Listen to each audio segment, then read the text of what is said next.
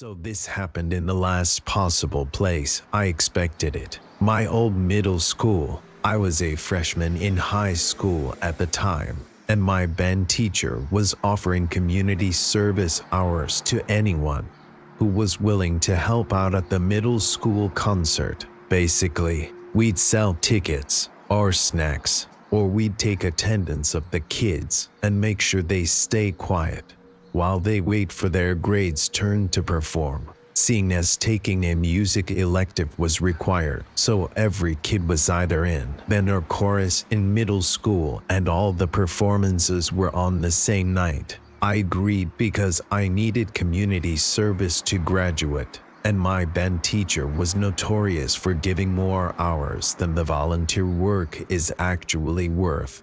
He was such a shit ally. The band half was fine. I sold tickets with a saxophone player, and we giggled the whole time. But once the chorus part rolled around, she went home and I figured I'd stay and get 4 hours worth of logged hours for 2 hours worth of work. I talked casually with a few of the chorus people and noticed one of my classmates staring at me. I politely smiled, but didn't speak with him.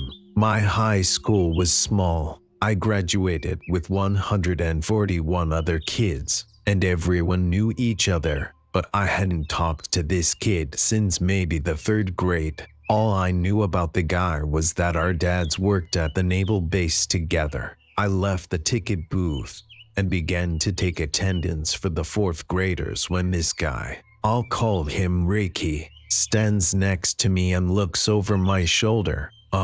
Can I help you?" I was trying to be nice as I could, while also expressing that he was too close to me. He said he came to help and I explained that I already took attendance and everything was set here, seeing as they were the first to perform. He walked away, but came back just a few minutes later saying some of the 7th graders weren't here yet, and that he was having trouble getting them to list their names. I thought, geez, this guy is useless, but instead of telling him to find an instructor to sort it out because clearly it wasn't my problem, I sort of sighed, grabbed the sheet from him and marched to the 7th graders. I called out their names and they responded that they were here, and it seemed that they were in fact all here, and he was either really stupid or trying to get me near him. I figured the first one because my dad often complained about Ricky's dad at work, and I figured they were both just not with it. He stood way too close for comfort, and I often took a step away from him, and he'd take 2 steps towards me. At one point, he claimed that my friend's little sister said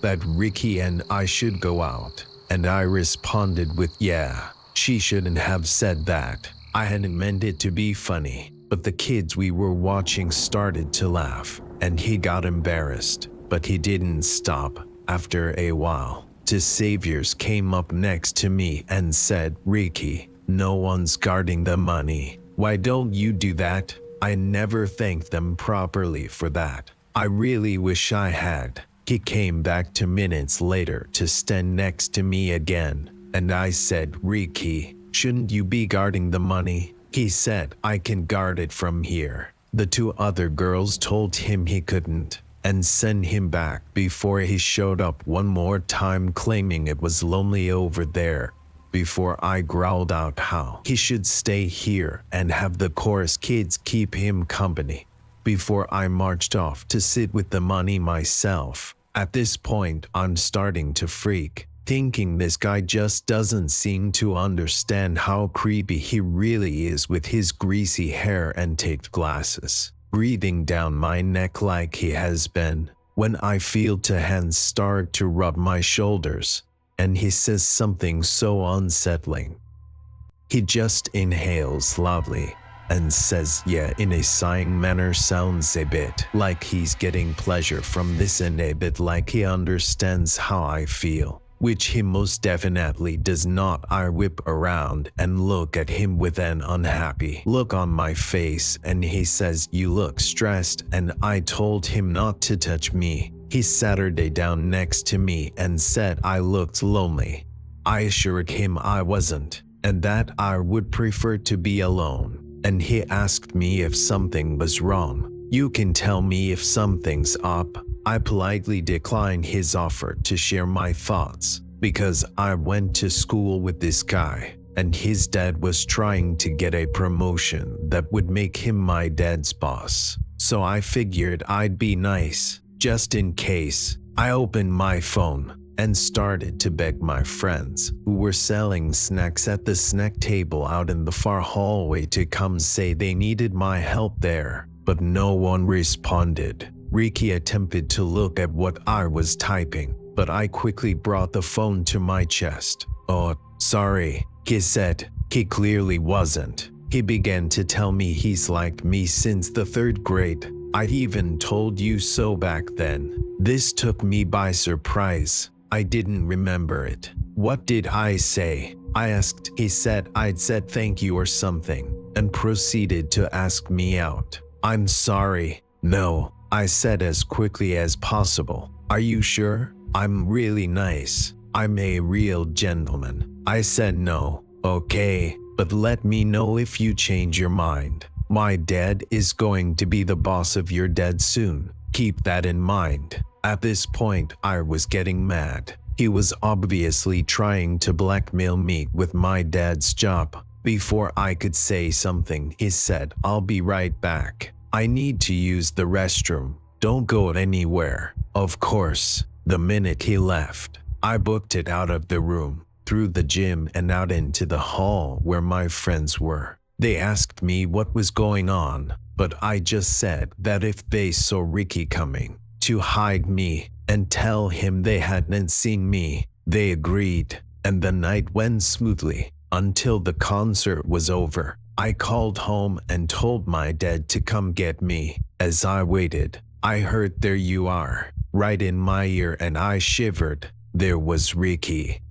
Yeah, here I am. I thought I said not to go anywhere. Yeah, my friends told me they needed my help with snacks. He nodded, but didn't believe me. I knew, because at one point, I had to hide under the table when he came by the table, and like I'd asked, my friends claimed to be unaware of where I was. We sat in silence, May screaming on the inside, Kim silently standing way too close. His dad came to pick him up first, and Ricky asked me if I wanted to grab a ride home.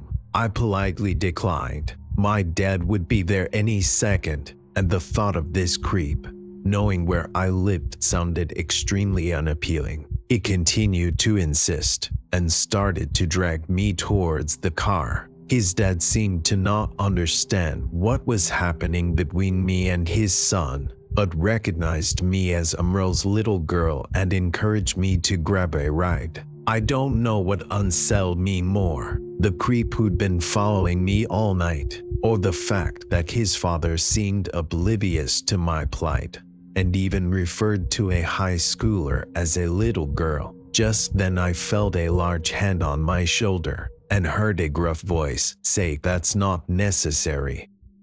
It was my dad. Thank God.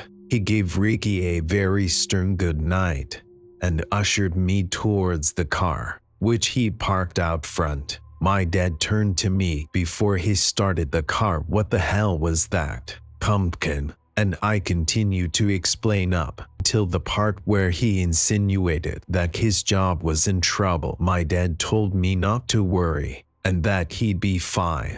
I was relieved to hear that. I wish I could say that was the end, but I had 3 more encounters with him. Once the following school day, where he said "Hey girl" into my ear, and I expressed that he creeped me out and needed to leave. And luckily, the other 2 I had people come to my rescue, either willingly or not. The first time, he tried to corner me after class, but a guy friend saw me and I hastily grabbed his arm.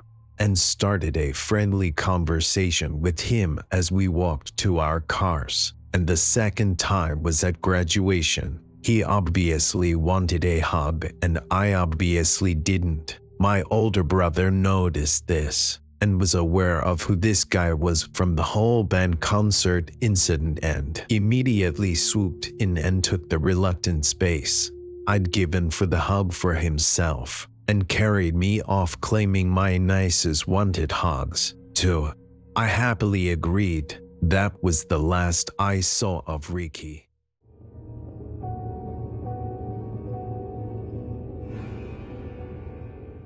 Always believed my old childhood home was haunted, as me, my mom, my dad, my sister, and my aunt all had experiences there. Those aren't just the ones I explicitly know of. There's likely more people who've experienced things. My grandfather worked his ass off to build the home and get everything set up, and we were inclined to believe he kept watch over us regularly. After his tragically early passing, none of his grandchildren ever got the chance to meet him. However, according to my mom, I had seen him sitting on his old wooden stereo that spanned the length of our dining room wall when I was a toddler.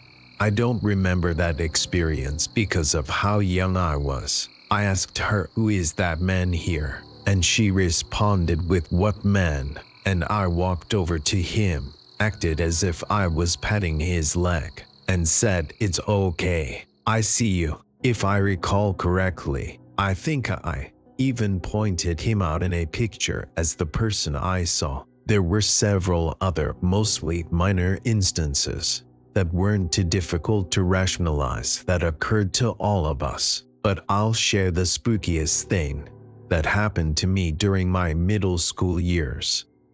One night, I kept hearing creaks, cracks, and knocks near my bedroom door and in the hallway just being in it. My bed was positioned where I couldn't see directly into the hallway, and my door had to remain open to supply heat to the rest of the house, as the vent in my room worked better than any of the others. These noises occasionally happened for small stretches some nights, and I don't know exactly how to describe their frequency, but I will say that they always seemed deliberate and relatively intelligent, like whatever was making the noises was acutely aware of. If I was paying attention to it or not, the noises would usually die down when I actively listened to or looked for them, and if I outright ignored them, they'd usually stop after a bit, or I'd just fall asleep in spite of them, which was admittedly rare because this spooked me a lot as a kid. This particular night, however, they were a bit more aggressive, almost like there was a certain excitement to them. They continued for a few hours in the middle of the night while everyone else was asleep. I'd say roughly from 10 or 1 p.m. to 1 a.m. is when this took place. I could not sleep at all, and every time I started to drift off, the noises became much heavier, so I figured I'd read a book to make me as sleepy as possible. I grabbed a Bible and read the most boring passages I could find. I was to the point where I was drifting off with the overhead light on and me on my side with my head propped up in my hand like I was trying to do a sexy pose or something, just without bringing my knee up. And every single time I began to downsee, I'd be woken up by these noises. I'd finally had enough and decided I'd sleep in my mom's room if she'd let me. It always felt like her room was afforded a certain sense of privacy, further lending to our theory of it being my grandfather. This is where things went from I can maybe rationalize this too. This is freaking insane.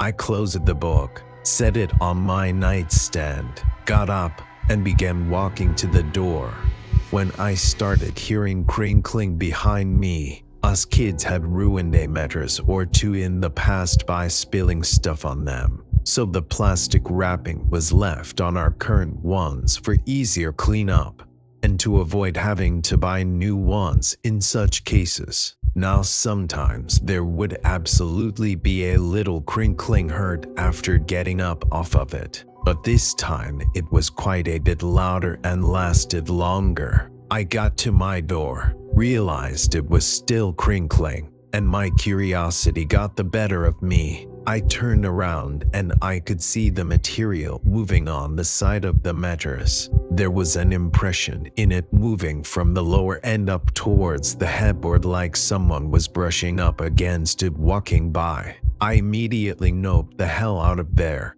and as I was speed walking, I didn't run because I didn't want to wake everyone else up down the hallway. I thought I heard footsteps behind me. I got to my mom's room at the other end of the house, woke her up, and asked, "Can I sleep in here tonight?" She asked why, "What's wrong?" And I stammered, saying, I don't know. There's something out there. She said, "Well, do you have your pillow? You're not taking mine." I didn't, so I went back to get one of mine. When I approached the hallway, the footsteps started up again, directly behind me this time. Again, curiosity got to me. I've always been fascinated by the paranormal, but part of me was also hoping with every fiber of my being that I could find a rational explanation. I stopped halfway down the hallway and listened, thinking maybe it's just the echo of my own footsteps or something, even though I'd never once heard an echo in that house. As soon as I stopped, I heard another two steps behind me that sounded like it was getting closer to me. I stayed still for a split second, but when I realized that the second step I heard after I stopped was maybe a foot away from me and the first one was farther away, meaning I was being followed, I stopped worrying about not waking anyone else up. I sprinted to my bed, snatched a pillow up, and sprinted back to my mom's room, hearing extra footsteps in the hallway, no longer following me up until I got close to her door. I fell asleep probably close to a half an hour later, and the next day I tried to just let it go. Not necessarily forget about it, but just let it not get to me. After all, I never explicitly felt threatened by a presence in the house. Been spooked a few times, but that was the closest it ever felt like it was specifically messing with me. I didn't realize until after getting back home from school the next afternoon and hearing my mom on the phone that it was my grandma's birthday, something that I learned years later as an adult and living in a different house was that my grandfather always loved celebrating and making a big deal of my grandma's birthday. Maybe he was just celebrating that particular night, or in his own way preparing for her birthday the next day, but certain things began to make a lot of sense, in hindsight at least, as much as they can for something paranormal, as around that time of year was when I would tend to have more of my unexplained experiences. Anyways, thanks to anyone who took the time to read this.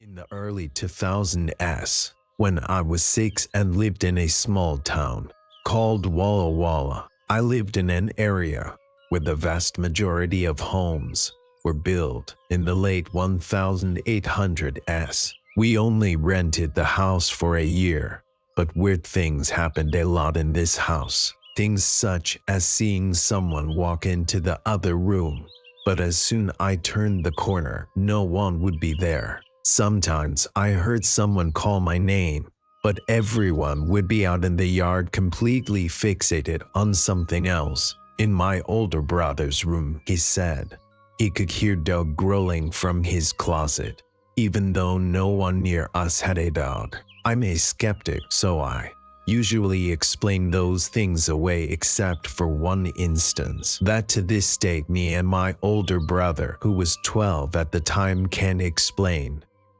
My little brother had just been born 10 months prior, and my parents were completely okay with me and my older brother watching him while they made one quick trip to the store. Since it was such a small town, we lived only a couple buildings away from the nearest grocery store, and the store was as big as a Walgreens. We were also good friends with all the neighbors, so if there was a problem, we had people to run to. As far as my parents were concerned, we would be okay for 20 minutes. We were instructed for us to stay together and never separate, and don't open the door unless we heard the secret knock. With this, we felt confident we would be all right. My elder brother and my fat little baby brother all Saturday on the couch in that order watching cartoons. I looked over at my little brother every now and then to make sure he was content. He had his pacifier and favorite bear in hand. I looked back at the TV, and within a few minutes looked back at my little brother. He was staring into my parents' bedroom. The lights were off, and all you can see is the silhouette of my parents' bed from the street light shining through the window. The window was the only things illuminated inside the room. Everything else was pitch black. The house is small, so my parents' room was adjacent to the living room, where their door was only 30 feet away from us.